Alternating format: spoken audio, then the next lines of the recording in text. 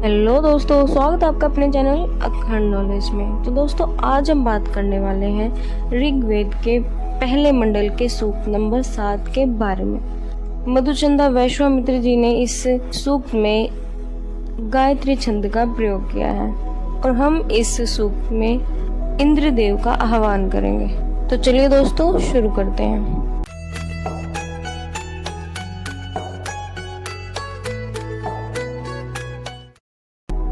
इस सूक्त का हमारा पहला जो श्लोक है वो है कि इंद्र मिद गाथिनो बृहदिंद्र मर्के भिरकिण इंद्रम वाणीरनुसत। क्या बोल रहा है कि सामगान के साधकों ने गाए जाने योग्य बृहत साम की स्तुतियों से देवराज इंद्र को प्रसन्न किया है। देखिए दोस्तों, सामगान जो होता है वो एक प्रकार का गायन होता है। वैसे तो सामगान का अर्थ सामवेद को जानने वाला भी होता है, परंतु सामगान का जो शाब्दिक अर्थ है उसका मतलब होता है किसी चीज को गाना, मतलब किसी चीज को मधुरता के साथ गाना हम बोल सकते हैं। देखिए, जैसे एक तो भजन होता है, हम भगवान का भजन करते हैं, ठीक है, परंतु हमारे इन श्लोकों में क्या है कि हम इनकी चैंटिंग करते हैं, ठीक है, हम इनका जाप करते हैं और भजन को क्या करते हैं, हम उनको गाते हैं, ठीक है ना। तो सामगान में और मंत्र उच्चारण में यही अलगाव है, ठीक है ना। तो क्या बोल रहा है कि सामगान के साधकों ने गाए जाने वाले, जो कि बहुत बड़े बड़े गायकार हैं जो मधुर गाते हैं, उनके द्वारा भी क्या होता है, इंद्रदेव की स्तुति की जाती है। इसी तरह याजकों ने भी मंत्रोच्चारण के द्वारा इंद्रदेव की प्रार्थना की है।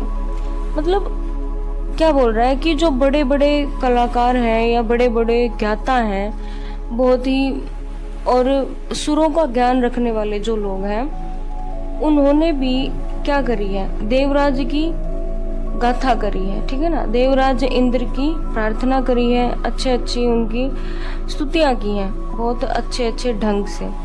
और ऐसे ही क्या याज्ञिक लोग जो हैं, जो मतलब हवन करवा रहे हैं, उन्होंने भी मंत्र उच्चारण के द्वारा इंद्रदेव जी की प्रार्थना करी है। मतलब कहने का क्या है कि जिसको जिस तरह से अच्छा लगे या जो जिस तरह से कर सकता है, वो उसी तरह से हमारे इंद्रदेव की पूजा करता है, ठीक है ना। देखिए दोस्तों, गाथा शब्द गान या पद्म के अर्थ से आया है। इसे मंत्र या ऋग के स्तर का नहीं माना गया है, ठीक है ना। मतलब मंत्र का हम उच्चारण करते हैं और गाथा का मतलब होता है किसी चीज को गाना। मंत्र को हम गाते नहीं है। देखिए, उच्चारण करना और गाना दो अलग अलग चीजें, ठीक है। चलिए दोस्तों, नेक्स्ट श्लोक करते हैं। नेक्स्ट जो श्लोक है हमारा वो है कि इंद्र इधर्यो सचा सम्मिशल आ वचो युजा इंद्रो वज्री हिरण्य। क्या बोल रहा है कि संयुक्त करने की क्षमता वाले, मतलब हर किसी को इकट्ठा करने वाले, वज्रधारी, वज्र को धारण करने वाले, स्वर्ण मंडित इंद्रदेव। स्वर्ण मंडित मतलब जो सोने से सजे हुए हैं, जो सोने के आभूषण पहने हुए हैं, ठीक है ना। वचन मात्र के इशारे से जुड़ जाने वाले अश्वों के साथी। वचन मात्र मतलब एक बार कह दें, किसी का साथ देने की अगर एक बार कह दें वो इंद्रदेव, तो मतलब सिर्फ उस बात से ही जुड़ जाने वाले, कोई और हमें प्रयास नहीं करना पड़ेगा उनको अपने जिंदगी में या अपने जीवन में जोड़ने के लिए। हमें सिर्फ उनके एक वचन का ही जो क्या है, उनके एक वचन मात्र की बात है कि वो हमारे जीवन में जुड़ जाएंगे, ठीक है। अश्वों के साथी। देखिए दोस्तों, यहाँ पे अश्वों का हमारा दो मीनिंग होंगे। अश्व एक तो घोड़े होते हैं, हमें पता है, लेकिन अश्व का यहाँ जो दूसरा मीनिंग है वो है वीर्य से। वीर्य का मतलब क्या होता है, स्पर्म। आप लोगों को पता होगा स्पर्म क्या होता है, ठीक है ना। वीर्य या अश्व के अनुसार पराक्रम ही अश्व है। ठीक है, जो पराक्रमी समय पर संकेत मात्र से संगठित हो जाए। इंद्रदेव उनके साथी हैं। जो अहंकार वश बिखरे रहते हैं वे इंद्रदेव के प्रिय नहीं हैं। कहने का मतलब क्या है, जो वीर्य रक्षा करता है वो क्या होता है, पराक्रमी होता है, और पराक्रमी की इंद्रदेव सदा सहायता करते हैं। वो कहते हैं ना कि जैसे जब हम अपनी सहायता करते हैं तभी भगवान हमारी सहायता करते हैं। ठीक है ना, तो वीर्य रक्षा मतलब हम किसी बुरी आदत में ना पड़े। जैसे आजकल के बच्चे जो हैं वो बुरी बुरी पोर्न देखते हैं, अपने वीर्य का नाश कर रहे हैं, अपने स्पर्म का नाश कर रहे हैं। और जो पहले जो हमारे ऋषि मुनि थे, हमारे देवता जिनको हम बोलते हैं कि उनके मुखमंडल पर इतना तेज है। वो उस तेज का कारण क्या था, वो जो ब्राइटनेस, वो जो शाइनिंग उनके ऊपर थी, उसका कारण सिर्फ एक ही था कि वो वीर्य नाश नहीं करते थे अपना। ठीक है, वो फालतू के कामों में घुस के अपना स्पर्म को खराब नहीं करते थे। इसीलिए उनमें इतना तेज, इतना पराक्रम होता था, इतने वो बलशाली और बुद्धिमान होते थे। देखिए, अगर हम वीर्य नाश को बचाते हैं, वीर्य को नाश करने से बचाते हैं, तो हमारे अंदर सभी दैविक गुण आ जाते हैं। ठीक है, जैसे हमारे मुख पर तेज आ जाता है, हमारे शरीर में बल आ जाता है। ठीक है ना, तो इसीलिए बोल रहा है यहाँ पे अश्व का मतलब देखो बुद्धिमान और पराक्रमी बलशाली जानवर होता है ना। इसी प्रकार वो उदाहरण देके समझा रहा है कि जो अश्व को प्यार करते हैं इंद्रदेव मतलब अश्व को प्यार करते हैं। तो इसका मतलब क्या होता है कि जो इंसान अपने वीर्य का नाश होने से बचाता है, जो खुद की सहायता खुद करता है, उसी की सहायता हमारे इंद्रदेव भी करते हैं। ठीक है, तो दोस्तों नेक्स्ट जो हमारा श्लोक है वो है कि इंद्रो दीर्घाय चक्षुष आसूर्य रोहोदय दिवि वि गोभीर द्रिमर्यत। क्या बोल रहा है कि देव शक्तियों के संगठक हैं वो इंद्रदेव, मतलब इंद्रदेव ने विश्व को प्रकाशित करने के महान उद्देश्य से सूर्यदेव को उच्चाकाश में स्थापित किया, जिनने अपनी किरणों से पर्वत आदि समस्त विश्व को दर्शनार्थ प्रेरित किया है। देखिए दोस्तों, यहाँ अगर बोला जाए कि यहाँ अगर देखा जाए तो इन्होंने कहा है कि सूर्य को उन्होंने आसमान में स्थापित किया है। देखिए, हम इस बात को इस प्रकार भी ले जा सकते हैं कि सूर्य देव की उन्होंने खोज करी हो, मतलब पहले लोगों को पता ना हो कि ये चीज़ क्या है, उन्होंने उसको नाम दिया हो। सूर्य देव जो आकाश में मतलब हमें प्रकाश देते हैं, हमारी पृथ्वी तक प्रकाश पहुंचाते हैं, और जिससे हमारा जीवन आगे चलता है। ठीक है, प्रकाश के बिना या उनकी किरणों के बिना हम जी नहीं सकते। दोस्तों, आप लोगों को भी पता है इस बात का। देखिए, हम लोग ऐसे बोलते हैं कि जो सूर्य जो है वो बहुत पहले से है, मतलब वो कभी जब दुनिया की शुरुआत हुई थी, मतलब हमारी जब पृथ्वी पर जीवन की शुरुआत हुई थी तब से पहले के हैं सूर्यदेव। ठीक है, और अब ये बोल रहे हैं कि सूर्य को इंद्रदेव जी ने स्थापित किया है। देखिए, हम इस बात का ऐसे मतलब भी निकाल सकते हैं, जैसे आजकल के वैज्ञानिक क्या करते हैं कि हमने फलानी गैलेक्सी को ढूंढा है, फलाने प्लेनेट को ढूंढा है दूसरी गैलेक्सी में। ठीक है, या दूसरे सौर मंडल में दूसरा सौर मंडल हमने ढूंढा है, उस प्लेनेट पे हमने पानी को ढूंढा है। देखो, वो एग्जिस्ट तो पहले से करते थे, ठीक है ना, पर हमने क्या किया है, अब वाले साइंटिस्ट्स ने क्या किया है, उसको नाम दिया है। ठीक है, तो इसी प्रकार से हम इस बात को भी मान सकते हैं कि इंद्रदेव जी ने क्या किया था, सूर्य को नाम दिया था, या उन्होंने सबसे पहले उसकी खोज करी थी कि ये जो चीज़ हमारे आसमान में दिख रही है ये इस प्रकार की है। ठीक है ना, और ये तो हमारे भारत की परंपरा है ही, हमारे हिंदू धर्म में ये परंपरा है ही कि हम हर एक चीज़ को जो हमारे काम आती है या हमारे जो जीवन को जीने में सहायक है, उसको हम देवता मानते हैं। ठीक है ना, तो इसलिए हम सूर्य को सूर्य देव भी बोलते हैं। ठीक है, तो चलिए दोस्तों, नेक्स्ट श्लोक है इंद्रवाजेषु नोव सहस्त्र प्रधनेषु च उग्र उग्र भीरुतिभि। क्या बोल रहा है कि हे वीर इंद्रदेव, आप सहस्त्रों प्रकार के धन लाभ वाले छोटे बड़े संग्रामों में वीरतापूर्ण हमारी रक्षा करें। देखिए, छोटे बड़े संग्राम, ये कौन से संग्रामों की बात कर रहा है? ये हमारे जीवन में होने वाले संग्रामों की बात कर रहे हैं। ठीक है, तो क्या बोल रहा है कि छोटे बड़े जो हमारे धन लाभ के जो हमारे क्या है संग्राम है ना, जीवन में हम मतलब धन प्राप्त करने के लिए जितनी भी मेहनत करते हैं, जितना भी परिश्रम करते हैं, वो एक प्रकार से संग्राम ही होते हैं। हम बोलते हैं ना कि जीवन तो एक लड़ाई है। ठीक है ना, मतलब लड़ाई के बिना हम जीवन नहीं जी सकते हैं। ठीक है ना, या परिश्रम के बिना हम नहीं जी सकते हैं, इस प्रकार की बातें हम बोलते हैं ना। तो इसीलिए बोल रहा है कि जब हम मेहनत करते हैं ना अपने लिए धन अर्जित करने में, तो आप हमेशा हमारे साथ रहना। ठीक है ना, हमारी रक्षा करना, हमें किसी भी प्रकार से क्या बोल रहा है कि हमें हमारे मन को टूटने नहीं देना है। अगर हमें नहीं भी मिल रहा है तो हमारा मोटिवेशन जो है वो बनाए रखना है। आप वीरतापूर्ण हमेशा हमारे साथ रहना। ठीक है, तो नेक्स्ट जो हमारा श्लोक है वो है कि इंद्रयम वयम महाधन इंद्रमर्भे हवामहे युजम वृत्रेषु वज्रीणम।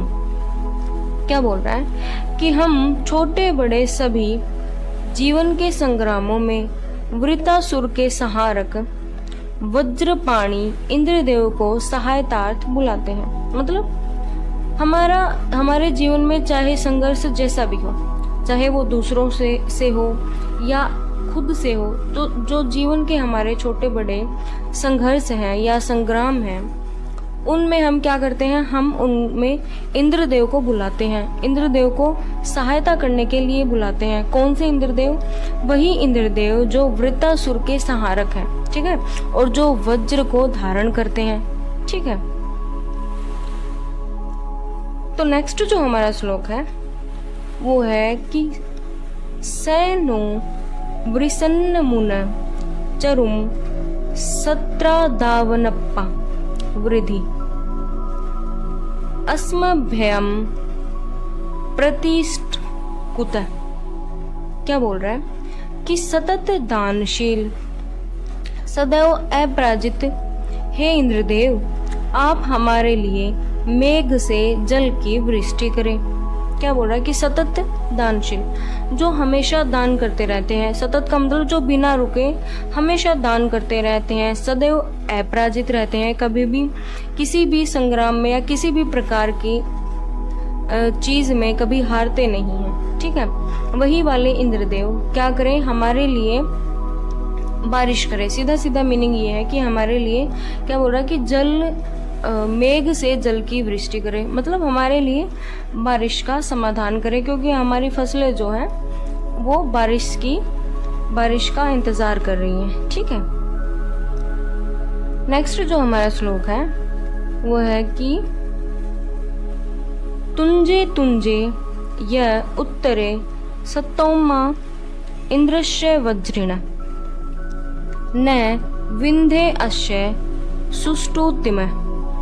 क्या बोल रहा है कि प्रत्येक दान के समय वज्रधारी इंद्रदेव के सदृश्य दान की उपमा कहीं अन्यत्र नहीं मिलती। मतलब क्या बोल रहा है कि ऐसे दानी व्यक्ति कहीं और एग्जिस्ट नहीं करते हैं। ऐसे दानी हैं हमारे इंद्रदेव कि उनके जैसा कोई और हो ही नहीं सकता है। ठीक है, उनकी जो उपमा नहीं है कहीं भी, उपमा कहीं अन्यत्र नहीं मिलती है। मतलब उपमा शब्द जो है आपने पढ़ा होगा कि उपमा अलंकार, हम किसी चीज को किसी चीज से कंपेयर करते हैं। ठीक है, या हम किसी चीज को किसी जीवंत चीज से हम किसी निर्जीव चीज की कल्पना करते हैं, ठीक है। उपमा का मतलब ये होता है, ठीक है ना। ऐसे बोलते हैं ना, जैसे चांद सा मुखड़ा, जैसे चांद तो निर्जीव चीज है और मुखड़ा जो है मतलब शरीर जो है हमारा वो जीवित है। मतलब हम क्या कर रहे हैं कि उसकी उपमा कर रहे हैं। तो इसी प्रकार बोल रहा है कि हम किसी और व्यक्ति की या देवता की या किसी और चीज की हम उपमा नहीं कर सकते हैं इंद्रदेव के साथ। इंद्रदेव यूनिक हैं, सिर्फ एक ही है इस संसार में। इतने दानी महान जो देव हैं वो सिर्फ एक ही हैं, ठीक है। इंद्रदेव की इससे अधिक उत्तम स्तुति करने में हम समर्थ नहीं हैं।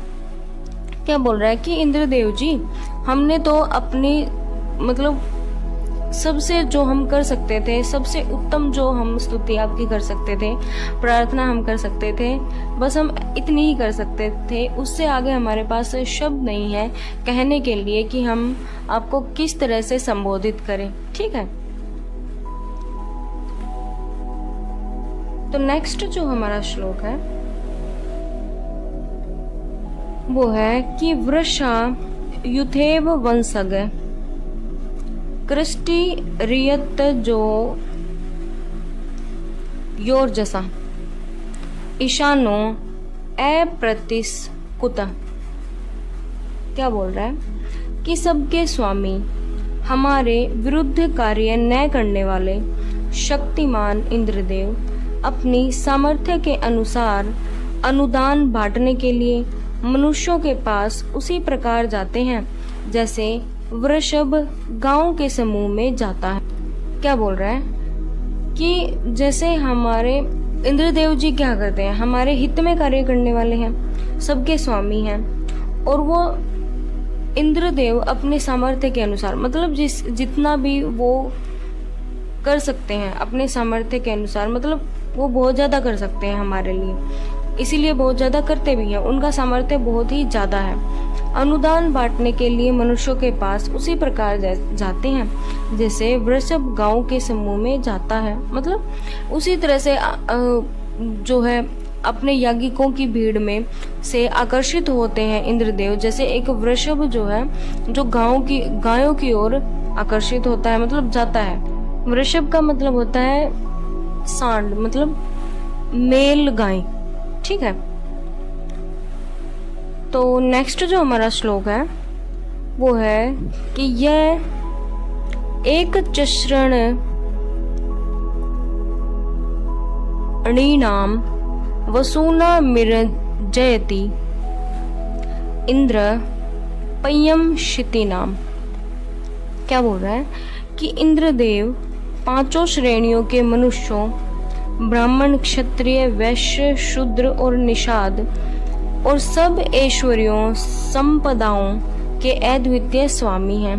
क्या बोल रहा है कि इंद्रदेव जो हैं, जो भी पृथ्वी पर जो कुछ भी है, या वो मनुष्य हो, चाहे वो जीव जंतु हो, चाहे वो पशु हो, वो कुछ भी हो, उन सब के क्या है, स्वामी हैं। वो सब पे ही अपनी कृपा बरसाते हैं, ठीक है। देखो दोस्तों, कई लोग बोलते हैं कि पहले जो है हमारे हिंदू धर्म में जो शूद्र या निषाद जो जात होती थी उनको भगवान को प्रार्थना नहीं करने दिया जाता था, ठीक है। मतलब भगवान के मंदिर में नहीं जाने दिया जाता था, भगवान की स्तुति नहीं करने दिया जाता था। लेकिन देख लो दोस्तों, हमारे वेदों में भी ये बात बिल्कुल साफ अक्षरों में वर्णित है कि जो हमारे इंद्रदेव हैं वो हमारे पांचों श्रेणी के जो मनुष्य हैं, ब्राह्मण, क्षत्रिय, वैश्य, शूद्र और निषाद, सभी के ऊपर क्या करते हैं, हमारी अपनी कृपा बरसाते हैं, ठीक है दोस्तों। और एक बात और है, हमारी जो संस्कृति में जो श्रेणी आती है वो जाति नहीं है, मतलब कास्ट नहीं थी। श्रेणी का अर्थ होता था कि जिस प्रकार से जो भी मनुष्य जिस भी कार्य को करता है ना, अगर वो पढ़ाने लिखाने का काम करता है तो वो ब्राह्मण होता है, अगर वो जैसे सोल्जर है हमारी रक्षा करता है, किसी जैसे आज हमारे बॉर्डर पर रक्षा करते हैं हमारे देशभक्त, हमारे फौजी भाई जो हैं वो क्षत्रिय होते थे, और जो हाथ के दस्तकार होते थे वो वैश्य होते थे, और जो थोड़े से मतलब आज भी साफ सफाई कर्मी होते हैं उनको हम शूद्र या निषाद बोलते थे, ठीक है ना। तो इस प्रकार से जो आज लोग बोलते हैं कि जन्म से ही जाति होती है, नहीं, ऐसा कुछ भी नहीं था। सब अपने कर्म से अपनी श्रेणी में जाते थे। हमने कई उदाहरण देखे होंगे, जैसे ऋषि वाल्मीकि हैं, ठीक है ना। वाल्मीकि ऋषि कैसे हो गए? अगर वो नीची जाति में पैदा हुए तो वो अपने कर्म के अनुसार ही हुए ना। तो आप लोग भी प्लीज इस गलत फहमी में कभी मत रहना कि जो जाति है वो जन्म से है। वो बिल्कुल भी नहीं है जन्म से, वो हमारे कर्म से है, ठीक है। तो नेक्स्ट जो हमारा श्लोक है वो है कि इंद्रम वो विश्व तस्परी हवा महे जनेब है, असमाकमस्तु केवल है। क्या बोल रहा है कि हे ऋत्वजो, हे यजमानो, सभी लोगों में उत्तम इंद्रदेव को आप सब कल्याण के लिए हम आमंत्रित करते हैं, वे हमारे ऊपर विशेष कृपा करें। कि मतलब ये जो श्लोक है वो कौन बोल रहा है? वो ऋषि मुनि बोल रहे हैं, जो ऋत्विज मतलब जो यज्ञ कर रहे हैं, ठीक है ना। वो क्या बोल रहे हैं यजमानों को जो यज्ञ करवा रहे हैं कि सभी लोगों में उत्तम, मतलब जो भी यूनिवर्स में या हमारी पृथ्वी पे जो भी चीज़ एग्जिस्ट करती है ना, उस सब में उत्तम हमारे इंद्रदेव जी क्या कर रहे हैं? हम उनको आप सबके कल्याण के लिए उनको बुला रहे हैं, मतलब हमारे यज्ञ में बुला रहे हैं। वो हमारे ऊपर विशेष कृपा करेंगे, ठीक है।